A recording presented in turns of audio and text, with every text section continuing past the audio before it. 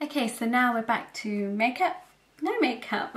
You can tell the pigmenting is still really horrible. But this time what we're going to do is use the ultimate technique in getting that flawless perfect finish without that veiling. And that was the point of all these videos. Now, when someone says to me, well, I'm getting that veil, I say, what products do you use? Oh, I'm just using NC20 for Studio Fix. Or I'm using this off the shelf because it matches my skin, and I can clearly tell that it doesn't, but you know, I don't want to say anything. I just think that's really mean of me.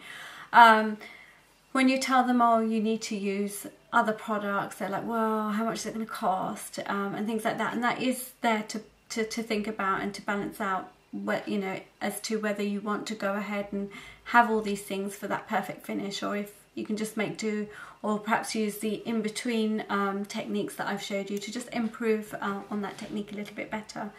Doing it the way I'm going to show you now is going to be more expensive because it's using another product, introducing another product. So you would use your concealer anywhere else that you needed to. If you had any spots around here or on your nose, use your regular concealer.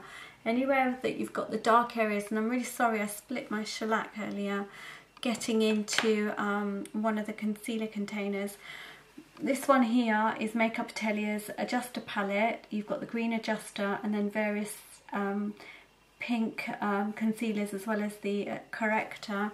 This is like an apricot corrector, and I would just use this underneath.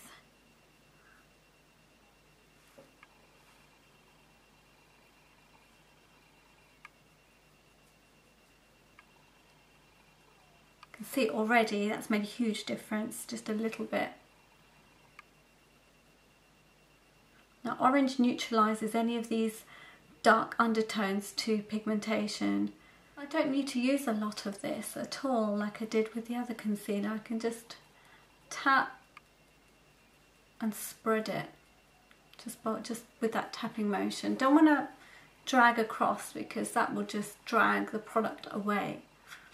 But already, just with concealer, I can see a drastic improvement in that pigmentation. I decided to go back to that NW30 foundation, and I can now lightly apply that to my skin. I don't have to be so heavy with it as I was last time, and that's so much better. Just gonna lightly dust over. And now I feel so much happier with this.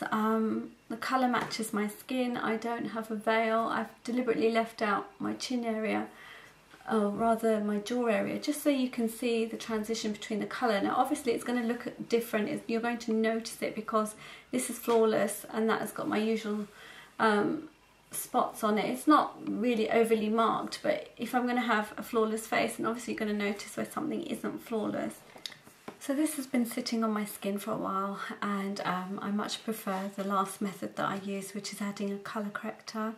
It just looks so much more natural and dewy on my skin without it looking sort of powdered, without me having had to apply a lot of foundation on it.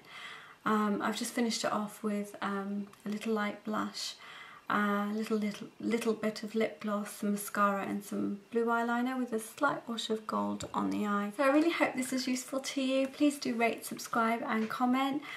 I'm on a mission to reach 3,000 subscribers. I will be uploading an intricate hairstyle video when I get there. So please do help me by hitting that button up there, and I'll speak to you guys soon. Bye.